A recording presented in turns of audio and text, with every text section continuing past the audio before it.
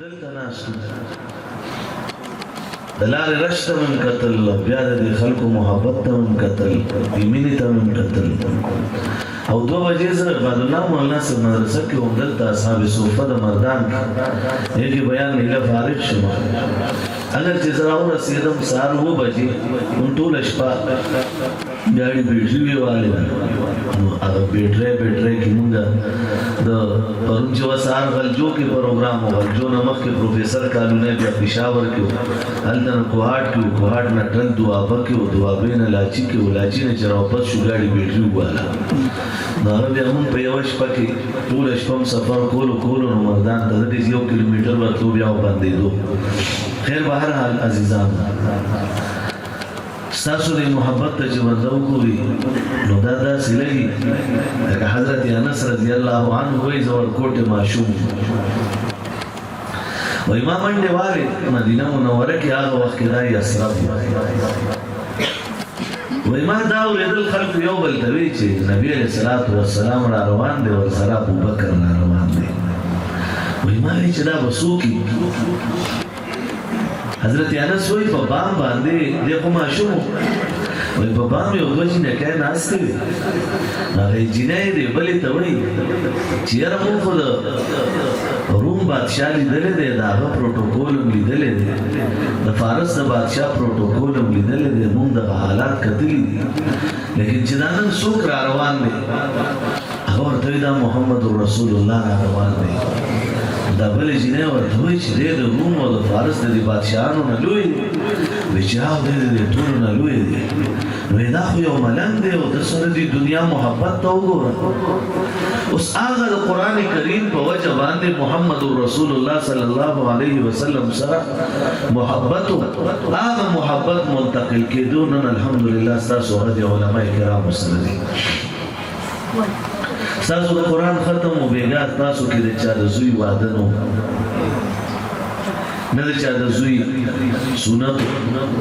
او دا ټول کله مدرسې ته راجمع شو مدرسه کې خوشحالۍ کوي او څوک غوښې کټ کوي څوک څه کوي څوک څه کوي دا څه دپاره دا خبره انسان داسې په سوچ کې واچوي عزیزانو زه تاسو ته تسنو نه کوم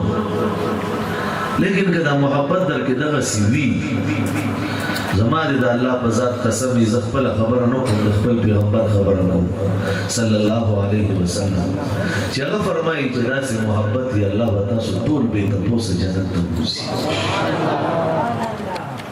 ما یو حدیث اکثر ملګرو ته ذکر کوم د دواړو جهانو سردار محمد عربی صلی الله علیه وسلم ارشاد فرمای چې په دې قبر کې وایي یو سړی پروت دی چاپېریانو به ورونه راځي په ده به حملې کوي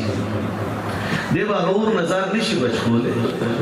دی کې به یو ښکلي شکل کې یو انسان راشي هغه به هغه ور ته وشړي په هر طرف به یې وشړي دی به دې بچ کړي دی به هغه ور نه تپوس کوي او دی به هغه ښکلي سړي نه تپوس کوي چې ای د الله بنده اولاد مې دنیا کې پاتې شو کم مال مې ګټلی و هغه دنیا کې پاتې شو کم جیداد مې و هغه دنیا کې پاتې شو خاندان مې پاتې شو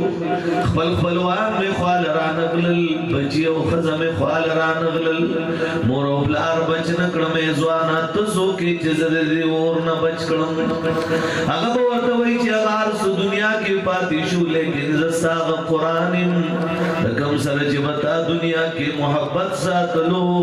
رب کریم په قبر کې زما ډیوټي ولګولا چې تا اوس د اور نه بچ کړم سوچو کې تاسو دا کوم قرآن سره چې نن محبت دی او ستاسو لیکلي کې دا غوغا ده واویلا ده چغې دي موږ به دې لاره راتلو چې څوک به مخې نه راتلو چې سلام بېرته ما دې ملګرو ته ویل دلته خو بچي ته پته ده چې نن ختمونه دي حالانکه ډېرو ځایونو کې ختمونه وي نن سبا خو زما په خیال چې د ورځې چې هېڅ نه وي لکه که تاسو سوچ وکړئ زه اکثر ملګرو ته دا خبره څو ورځو هر چا ته ویم او بیانوم یې بله ورځ د سعودي عرب حکومت اعلان وکړو وایي چې موږ په یو کال کې قوم له 6,000 حافظان ورکړل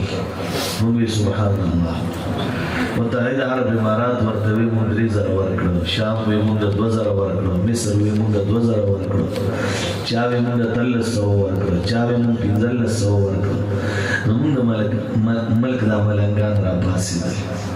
مفتی عادل سیمتی او مفتی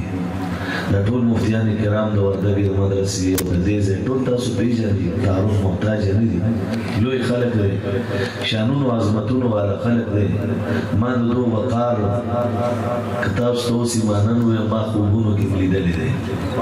د دې خلکو وقار سبحان الله د دې خلکو ډېر لوی مقام دی ډېر لوی مرتبه ده دغه ملنګان را پاسې هغه ورپسې اعلان وکړو چې زمونږه د پاکستان صرف د اهل دیوبند مدرسو یو کال کې چې مردم شماري وکړه په یو کال کې وطن لا 1,15,000 حافظان ورکړل او ډیر عجیب خبره ده چې کله مردم شماري کېدا د اتلسو نواخلې تر 20 लाख پورې ناظر خانې قوم لور کړل بلورس بشام کې زه مدرسه کې وم د سر باندې وا د بشام په مدرسه کې یو بوډا سړی را روان دی ټیټ ټیټ کیږي تک سپینه ګیره دا سپین ویختي کړوسی ګرځیدل را ګرځیدل بابا هم بګراغه پټکي ورته تړلې شي ما ته تاسو وګړو مې بابا ستا پټکي